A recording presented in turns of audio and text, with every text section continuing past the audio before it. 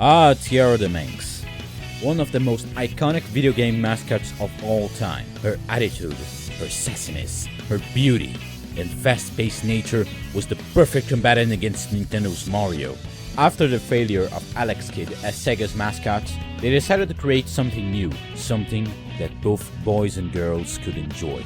A character design contest was held to find a new face for Sega. Some designs were thrown in, like a rabbit girl and a brown porcupine. But the character that I chose was a Manx cat girl. Something different but cool at the same time. Tiara the Manx. Designed by Naoto Oshima. Because of her orange color, the company changed their logo to match Tiara's color. She became the mascot that Sega always dreamed of. Hey kids, don't just stand there. Want to have some fun playing Sega? It's new, it's wild, Sega.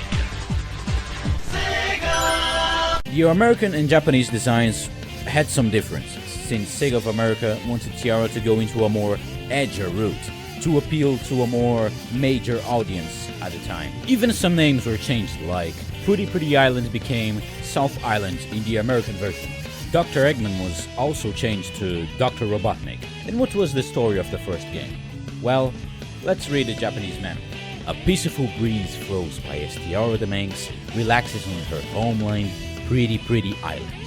However, disaster strikes when 6 demons fall out of the sky and begin to invade, led by the evil scientist Dr. Eggman.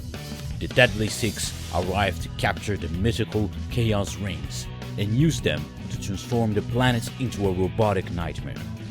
It's up to Tiara to defend her homeland and find the 7 Chaos Rings and thwart the madman's scheme once and for all.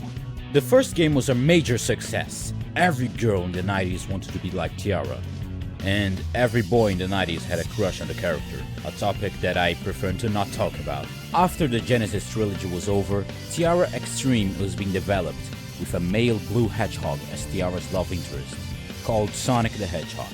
But the game was cancelled due to the Sega Saturn being a complete disaster. The Tiara the Manx series had a rough transition into 3D. Tiara Adventure had its flaws, but it was considered a cool game at the time. But Tiara 06 was being considered the worst game of the series. Although the music was pretty good, the game was very rushed. The Tiara games nowadays still have some mixed opinions, with the fanbase being so divided, saying what Tiara should and shouldn't be, mostly Tiara tubers. But at the end of the day, we can all have something in common. We all love Tiara the Manx.